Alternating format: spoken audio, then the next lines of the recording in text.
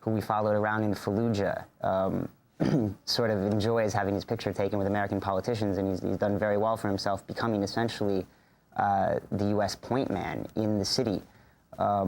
He had a picture with Barack Obama before the election, actually, and we said, well, what do you think of Obama? He said, foreign policy, American foreign policy doesn't tend to change, regardless of the president. And I think most Iraqis feel that way. I didn't really talk to any Iraqis who seemed to think that there was going to be a significant change. I think Bush was already sort of forced into a position of negotiating this agreement that was not what the White House had set out to negotiate, and probably no matter who was elected, we'd be moving toward a pullout.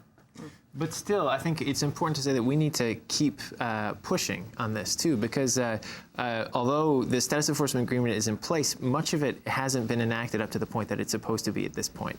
The buka is supposed to be empty now in terms of the agreement. There's still, explain what buka is. Buka is the largest U.S. prison inside Iraq. It's supposed to be empty now, and everyone is supposed to be in the Iraqi system, but it still has around 10,000 people in it still.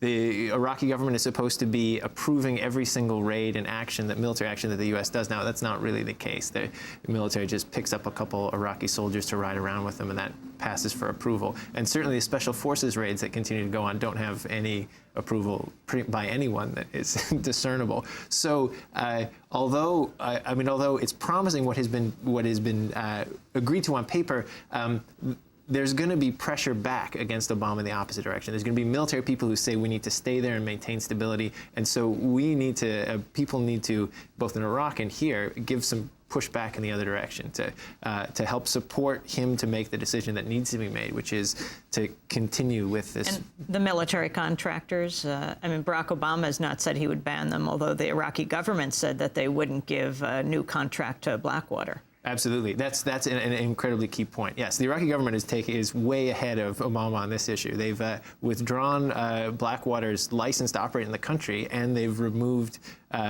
contractor immunity. So even if Obama wants to keep them in, a government now that's restrained, that has to appeal to this popular nationalism that demands, that national sovereignty and demands that these contractors be kept in check.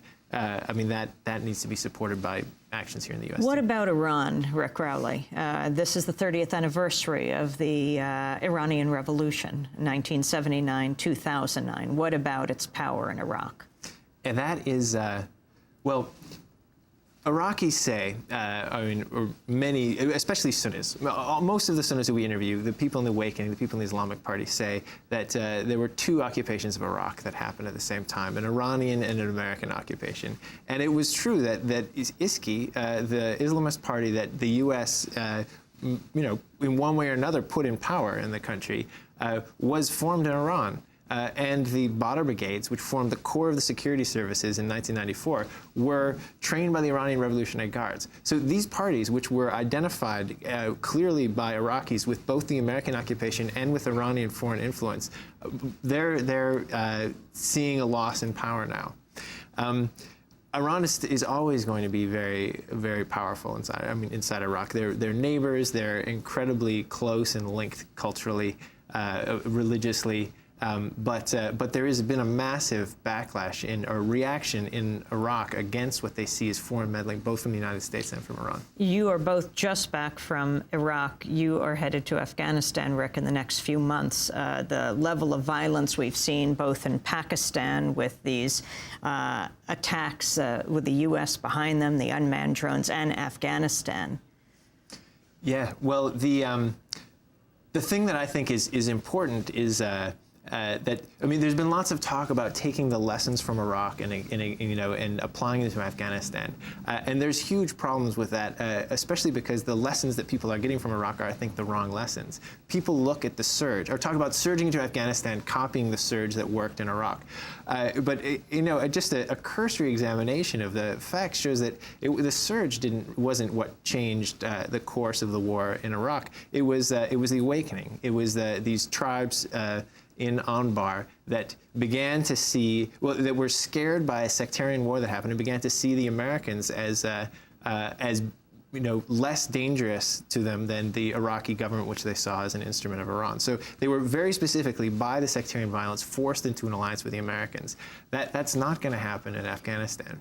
Well, that does it for our show, and I want to thank you both for being with us. David Enders and Rick Rowley have been our guests. They are both just back from Iraq. And that does it for our broadcast. Democracy Now! Is produced by Mike Burke, Sharifa Bokadous, Anjali Kamat, Hani Massoud, Robbie Karen, Nicole Salazar, Steve Martinez. Our website, democracynow.org. I'll be in Atlanta and Washington, D.C. this weekend. Check our website. I'm Amy Goodman. Thanks for joining us.